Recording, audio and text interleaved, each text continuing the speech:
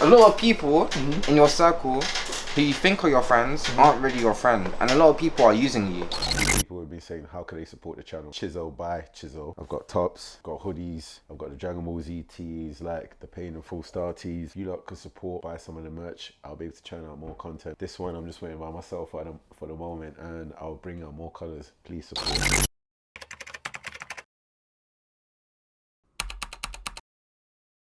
Got a new episode out featuring Cameron, Jay Wellington and Gabriel Sion. Please like, share and subscribe. The more you subscribe, the more you like, the more you share, the more YouTube pushes us out there. Thank you. Remember Cameron used to be shy, like we'll be like, yeah, let's all take a pic. Cameron would be, yeah, he'll be like, no, he'd be like, yeah, pass the phone, let me take the pic. So he would be the one taking the pics for all of us. Serious? Yeah. We'd like to play the background. Yeah, that's it. Yeah, I didn't like before talking to people. I just keep myself to myself. Do you know what I mean? Yeah. It was mainly the reason why. It was mainly because I didn't know who I was. That's what I would say. Like I didn't know. I just didn't feel comfortable at the time. Do you know what I mean? But obviously now it's different. Now I can talk to people now. But obviously back then it was like, because what people used to tell me, I used to believe. Do you know what I mean? Yeah. And it's ever since I got more mature and more older, I started to realize, like, why do I care what people think? You know what I mean? I know who I am. I know like what I can achieve. Do you know what I mean? So no one can tell me anything. Where was you born? So what? Was you born in England? Was you born in London? Was you born in abroad? Where was you born? Born in London. In London. Which area was you raised? Like Croydon. Croydon. Yeah. Okay. What would you say your upbringing was like? Did you know who your dad is? Were you raised by your mum, your dad? I grew up with my mum mainly, and I see my dad like every 2 weeks. Once a week, every 2 weeks. Yeah, like my mum, she played a large impact in my childhood. Like same as my dad too, but like I love my mum to bits. Yeah. Like, she's played a massive role in my childhood. Primary school, you started at the age of, was it 5 or 6 primary school starts? I think Is it 5? Yeah, 5. Now, at what point in your life did you realize that you was born with a special gift? Yeah. Okay. You know, which makes you diverse to the average person, whatever the average person means. At what age would you say that you realized you had a special gift? 16. 16? I'll be honest, it was 16. So you mean to tell me up until the age of 16? Ever since I started modeling. Yeah. Or not even modeling, before I started modeling, like a year before I started modeling, so like, you know, I was like 15, 16, that's around then, do you know what I mean? Yeah. I would feel like, I was very closed off, like, I wouldn't talk to anyone, do you know what I mean? How did you get started in modeling? So, my stepdad, he introduced me to Naomi Campbell's old manager, and then from there, she introduced me to a few agencies or whatever, and then we just picked the best one that was suitable for me. That's it. And how long have you been modelling for now? Only a year and 2 months, a year and 3 months. A year and 2 months. Yeah. Okay, so going back to the question I asked you, so you said that you didn't actually know that you had a special gift until you was the age of 16. Yeah. So what was growing up like? So let's say you've now left primary school. You're now in secondary school. You're in year 11. So you're in year 7. Sorry. So you're about 11 years of age. Now, what was schooling like for you with the special gift that you had? Schooling was like, I would get picked on here and there, but it was a thing of like, I used to get in trouble by the teachers, mainly because when people used to pick on me, I used to like argue back and forth with the people, do you get what I mean? And then after, the students would like lie and say, oh no, I don't know what you're talking about, this, that and the third, and the teachers would believe the students. But obviously, I would still misbehave in school. Don't get me wrong, that I was still misbehaving in school. But it was a thing of like, sometimes I would misbehave, sometimes I wouldn't. Sometimes I get bullied, sometimes I wouldn't. It just depends on, I don't know, it just depends on the situation and the day, to be honest. And in regards to bullying, I was bullied in school. Yeah. When I was in primary school, and I didn't get bullied in secondary school, but it was in primary school I got bullied. Now, what sort of effect would you say He still gets bullied. the bullying had on you? Don't listen to this wank story. What would you say? Well, there's camera evidence of every time you've tried it, you know. What would you say? Did you understand why they were bullying you? As in, did you understand the reason? So what was going through your brain? But when you was 11, 12 and you're getting bullied, what's going through your head at that time? Because there's a lot of children who watch this podcast and parents who have children who are being bullied. I want to know, what did you understand as to the reason why you was being bullied? The main reason why, like, I thought I was getting bullied was like mainly because I cared what people thought about me. Do you get what I mean? That's probably what it was. I cared about a lot what people thought about me, and I had a lot to say. Like, they had a lot to say, sorry, on what about my parents and stuff, and I would take it to heart, obviously, because it's bullying and I'm young. So I would be like, oh, like, I'll cry, and I would wish I was someone else. Do you get what I mean? Or I wish I was darker, or I wish I was not me as a person. Do you get what I mean? And then after a while, I would start to like, ever since I started, like, I turned 15, 16, I was like, you know what, like, I was like to myself, why am I insecure about myself? And people have something to say about me, and like, why am I insecure? There's no reason for me to be insecure in it. So it was a thing of like, now I don't really care anymore. Would you say that it was a good thing or a bad thing that you retaliated? I feel like it was a good thing. With bullying, what I've learned is that with bullies, you have to fight back. You can't tell the teacher, because then it will get worse. Do you get what I mean? And then they'll call you a snitch. Then it will escalate further and further. You have to retaliate by fighting. Now, we're not going to mention who your dad is. Yeah. Okay, but obviously, funny thing is that I met your dad through Chiso. And the funniest thing is, I've told your dad this before. When I didn't know your dad, didn't really like him. Yeah. Because he's got if I mention, he's got a screw face, so that might give an idea to who I'm talking about. It was only when I met your dad through Chiso, and I can say that out of the few friends that Chiso has, I can say your dad is probably one of his most thorough friends. Yeah. Okay. Now, anyone who knows of your dad will probably listen to this pod and be like, Cameron got bullied, and what? Huh? Because even when you told me, I'm like, knowing who your dad is, I'm sitting there thinking, it's impossible for you to get bullied if these kids know of who your dad is, or who he may have around him. So how come you didn't, as his son, go to him straight away and be like, yo dad, this is happening at school, blah blah blah? Don't you honestly, it was a thing of like, I felt like I could do it with myself. Do you get what I mean? Mm-hmm. Obviously I couldn't do it with myself back then. It was a situation where I felt like I could deal with it myself and not talk to anyone and just deal with it myself. That's what I felt like that I could do. But that's it, like, I just thought I could deal with it myself. But if I'm looking back on it now, I feel like I should have told someone or spoke to someone, like, as in my family. I shouldn't have spoke to a teacher, because then it would have escalated and got worse and worse and worse.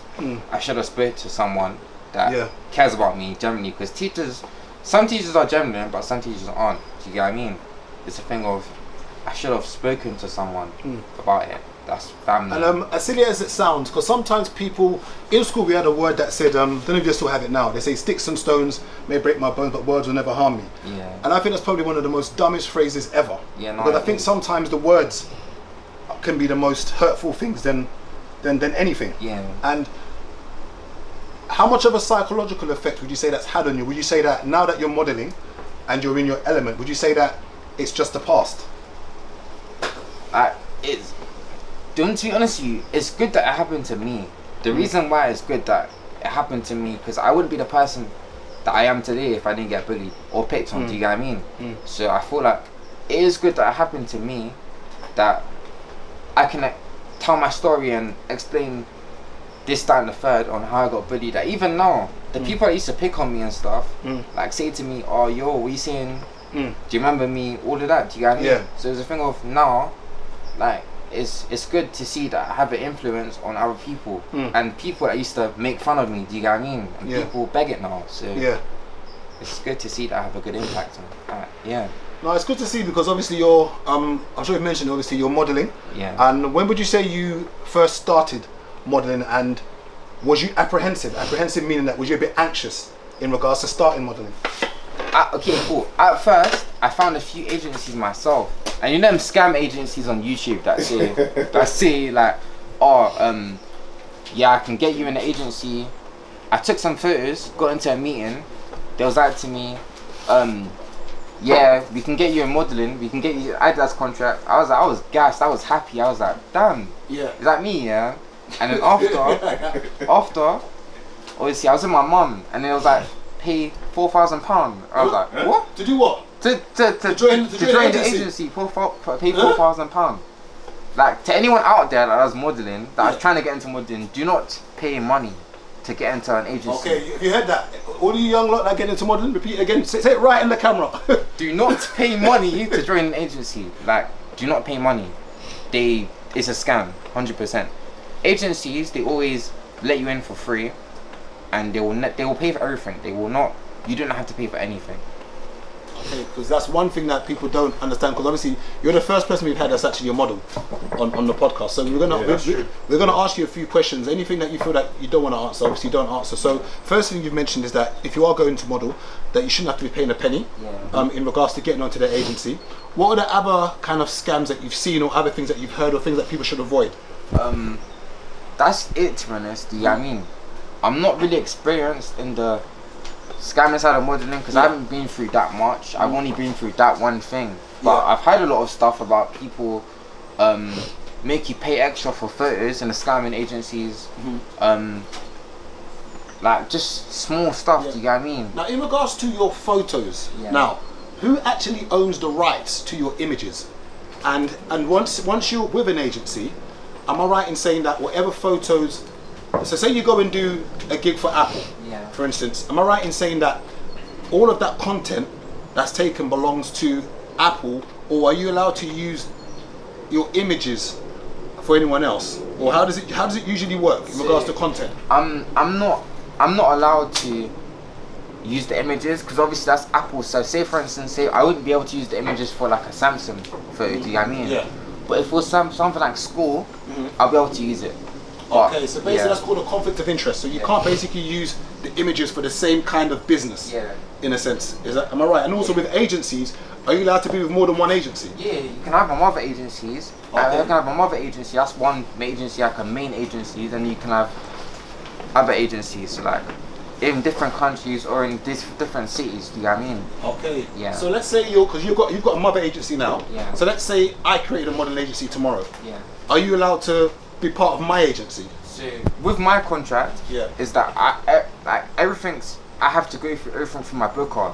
So they have to email me. Like even with work, modeling work, they have to email my booker. So when you say basically, even though we know your dad, we can't follow you straight away. No, you can't. What? You have to email my. Wait. So you're here right now, and if I need you to come to the restaurant to do a little shoot, or I can't just message and say, "Yo, Cameron, what are you saying for Friday?" You have to email. So you're bougie now. You need to talk to Wes, to talk to him, to talk to me. You have to email, man. That's what it is. So basically, there's a protocol, there's an order of everything. So even if, let's say, I wanted to say to you, Cameron, I'm doing a video shoot at the restaurant, and I need some models to come in and eat some food on camera. You'd say to me, no problem, Gabriel, but here's my booker's email. Yeah, that's what I'd have to. You know what I mean? As a part of my contract, like, I can't break my contract or I don't know what would happen, obviously. But I can't break my contract. Of some stuff in my contract. And it's interesting to hear this because sometimes we think that someone is being bougie or someone is trying to act like they've become bigger than who they are. Legally can't do it. Do you know what I mean? Yeah. So. Because if I didn't have this conversation with you, and maybe let's say I DM'd you because I know of your dad, and then you said to me, "Oh yeah, holler at my booking agent," I'm gonna have to ring your dad. Be like, "Yo, bro, like, patting your son, innit?" Do you know what I mean? But it's good to know that there are rules to this. You know, and another question, and obviously I was going to ask, you know, does modelling pay well? But I can see the receipts of how well. Zoom in. Yes, feel free to zoom in, Wes. You know, we can see the receipts of how it's working. Now, with agencies, I'm assuming that obviously you've probably seen your contract. I'm assuming maybe your mum or dad has read through the contract. Percentage. Now they take a percentage of it. Now, so I'm assuming that. Are you aware of how much the agency is actually being paid, or did they just tell you this is what you're getting? No, like I'm aware of the percentage that they take in it.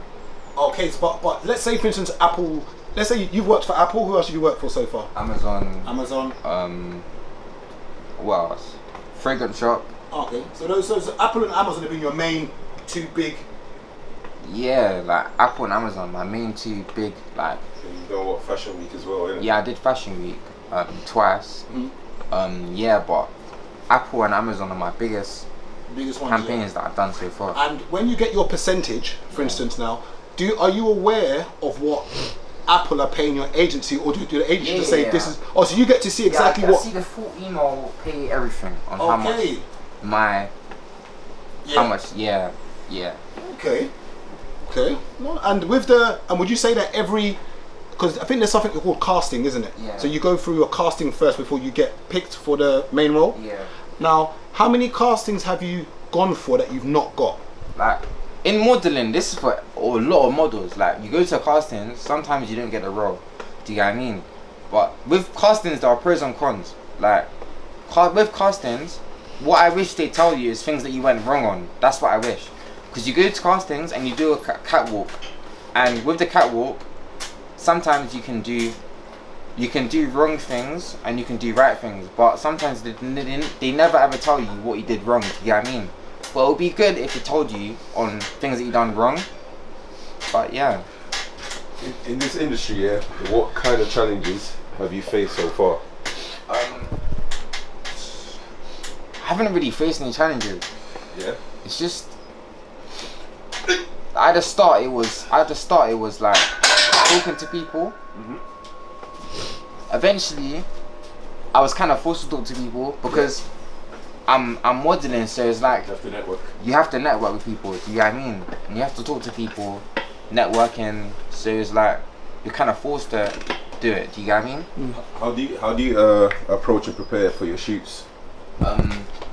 So how do I prepare?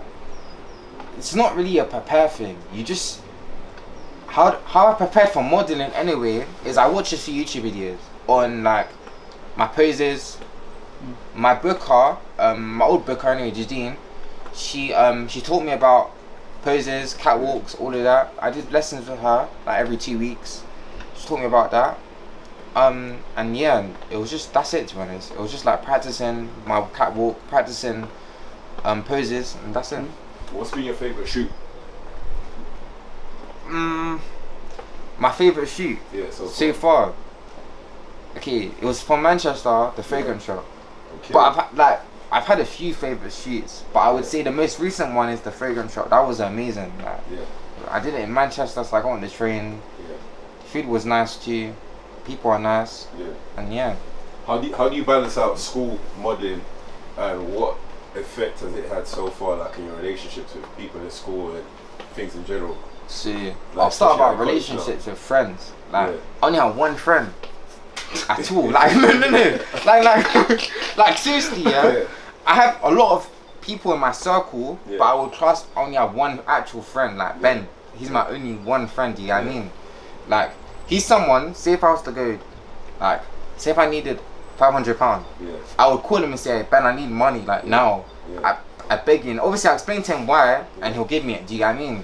There's no one else other than my parents that I could call, and I could be like, oh, I need you. Do you get what I mean? Other than him, and obviously my family. Do you get what I mean? But like, he's like my brother. He's like he's like a brother to me. Did you go secondary school with him? No, I met him in sixth form. That's what I'm saying. I've only known him for a year, but it's crazy how close we've been in the past year. That's mad. What advice would you give other teenagers trying to pursue their dreams and get into this modelling field? Be careful, man, of like your friends, your circle. Just be careful, because a lot of people you really think are your friends will turn on you. Like, let me take my glass over this one. Like, a lot of people in your circle who you think are your friends aren't really your friend, and a lot of people are using you for success. It's not even a success, just for clout and everything else. Do you know what I mean? So it's just man. Would you say that, because obviously your friends and people who know of you are aware of your success in regards to modelling, so they would have seen the Apple campaign, seen the Amazon, seen Fragrance Shop. Some would have followed your Instagram and seen your profile. Would you say people have changed towards you? Yeah, no, 100%. And how have they changed towards you? Like, cool. So you see, like, people in my school, say for instance, like people in my school, ever since I've done TikTok, obviously I did TikTok last year. My first video got like 1 million views. Yeah? It was like with me, show you, then show your mum. Yeah. And then ever since then, that's when people would come up to me in the corridor, be like, oh, you done TikTok, I saw you in my FIP, keep it up, innit? Yeah. And they would be like, oh, you're fake. Yeah, the people that never used to speak to you That's what before, I'm didn't say saying. hello Used to you never before. speak to me and used to say hello to me now. Do you get what I mean? Mm. But I can't lie. It's a good feeling, but it's not at the same time because it's draining now. Do you get what I mean? So it's like why are you talking to me now? Why are you messaging me now? Yeah. And a year ago you wouldn't have done this. Do you get what I mean? So it's just crazy. How do you deal with criticism from people in the public? I'm guessing as your Instagram starts growing, you must get like the most random messages now. No, it's TikTok. TikTok Is a dark place. Oh my bro. TikTok is a. Wes runs my main TikTok account, Yeah. but other when I post fitness and come off, like you have to. Yeah. TikTok. Yeah. I got so much hate. I'm not even gonna lie. I got last year when I first posted my first video. Yeah, people would say, "Oh, you look like SpongeBob. You look like Bart Simpson." Yeah. It got to me at first. Yeah. After a while, I was don't like, worry, he gets bare abuse on TikTok and he doesn't even see it. That's like, after a while, I started to be like, oh, you know what? Why am I upset? And like, I'm doing more than like. Most of them, yeah. That's what I'm saying. Do you know what I mean? So it's a thing of like, I don't care anymore. Yeah. That's what it is. But with TikTok, it's just, my advice to people who want to get into TikTok is make sure you have a strong mindset. That's it, because you have to be consistent. Even I'm not consistent that much anymore, because it's hard keeping consistent on TikTok. Now I just wanna, I want to do a whole bunch of other stuff, so like YouTube, Twitch, like a whole bunch of other stuff, and it's just hard staying consistent on TikTok. I've always been into gaming, innit? I want to do like, just in real life streams. So like streams of me walking about on the road, like me. Well, like ChisoLifts and them. Like. Yeah, like he's inspiring, man, and he's only been doing this for a year. Like he's really inspiring. That 300, what's it? 300,000 300,000 what? subscribers. Yeah. Well, what does he do on Twitch? Trolls, Like people, trolls, plays What do you mean? games, everything. And he gets what, 5,000? He gets 5 to 3. 100,000 views per video, like on a live stream. His subs pay him like £5 to £10 He gets each. paid £5 every month. No. Each person. So each is person, 300,000 people are paying £5 to £20 a month. Do you know what I mean? to subscribe to him. So let's say on average, he's making.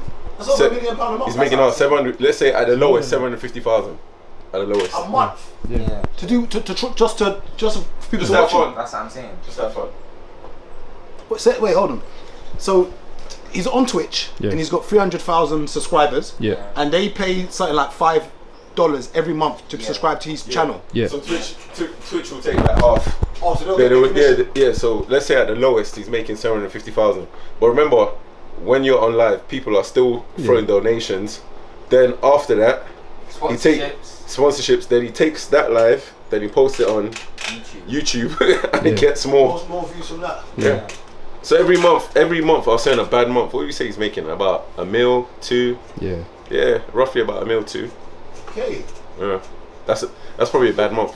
Some good money. Yeah, That's some good money. So you want to kind of join Twitch's? Yeah, no, like, I want to do mainly YouTube. That's something I want to do. I've always wanted to do YouTube too. I've never had the confidence to do it, but now it's like I have the confidence to do it now. And where did that confidence grow from? Because you mentioned something before camera talking about identity. Where did that confidence finally come from? Where you realised that I've got a gift. Yeah, I'm gonna use it to my full advantage now. You get Where what I did mean? that confidence come and how did it come? So it started when I first started modeling. That's when it started. So like, when I first started modeling, and people would say things at me, and then I would be like, I didn't care anymore. I just feel like I didn't care anymore, and I knew I didn't care anymore. I don't know. I just felt some type of push for me just to not care anymore. That's what it was. I just didn't care, and then that's it. To be honest. That's good, man. So obviously you're in sixth form now. Yeah. Okay, you're going to be finishing sixth form. Is it this year or next year? This year. So what are the plans after sixth form? I'm gonna be doing an apprenticeship in business and finance. I want to go into trying my best to keep on staying consistent on social media, build up on my social media and stuff, and eventually just take over the industry. Oh yeah, you were saying earlier on about what I was talking before on camera about food and your diet and stuff like that. So now that you're modeling, how do you take care of your diet and how do you take care of your skin as well? Because obviously it's very important in your field. Yeah, so now I use a lot of face creams, face wash. I use Fenty. It's like a Fenty cream. Yeah. A nighttime cream, and I use a daytime cream. Yeah. I use that. I use a face wash. In the nighttime and in the evening. Yeah. I use a face wash. I drink a lot of water. Yeah. I don't really drink fizzy drinks anymore. I don't eat chocolates anymore. I still have a milkshake here and there. Yeah. But you become more serious with. Yeah, that's it. I like eating fruits. Yeah. Like that's it. Like, I'm gonna ask a very silly question. Yeah. As we're talking about skincare now, I'm now with skincare and with being in the sun, because some people will look at this and they've never ever actually seen a video or had a conversation. Yeah. Now with someone who, now what is the correct term? So what is the correct term to use? Oh, about my condition. It's not a condition. It's not a condition. No, you used the wrong word. Yeah. What is the right word or the right term? It's albinism.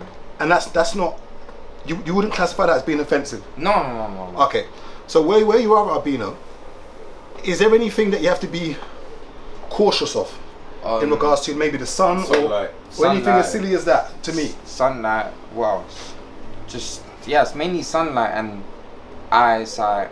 It affects my eyesight. So Okay. like, say for things like driving, I won't be able to drive when I'm older unless I get eye surgery. For real? Yeah. Wow. Like whole bunch of other stuff. Your eyes, you get this thing called a stagmus, so like your eyes shake. Yeah. What else? That's it, to be honest. My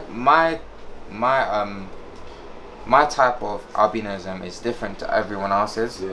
Do you get what I mean? So When you say different, so what? Not to go into all the Yeah. different spectrums or different fields of it. So what? So like, other people's eyesight are really bad. So like, say for instance, they're on the verge of, say if there was a scale of 1 to 10 on blindness, they'll be like an 8, 9.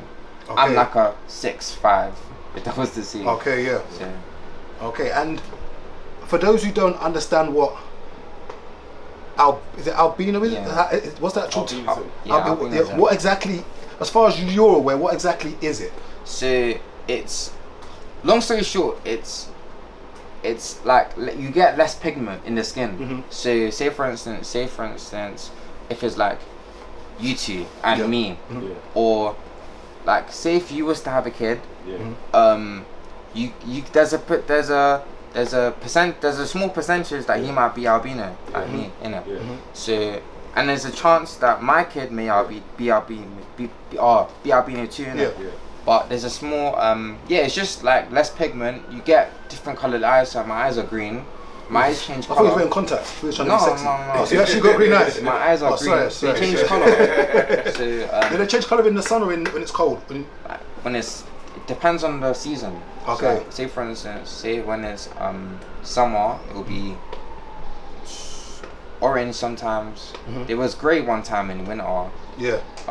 They just change color whenever, and that's a pro too, or modeling too. So yeah. Yeah, so I guess as mad as it sounds, it's worked in your favour, because earlier before we was on camera, you said that as soon as you signed up to the agency, Yeah. you said you got your first booking within 2 or 3 weeks. Yeah, 2 or 3 weeks. And you mentioned that was because you was maybe different to what they maybe had on their what I had books. on the normal. And I had my first campaign that even before I signed too. Okay. So it was crazy.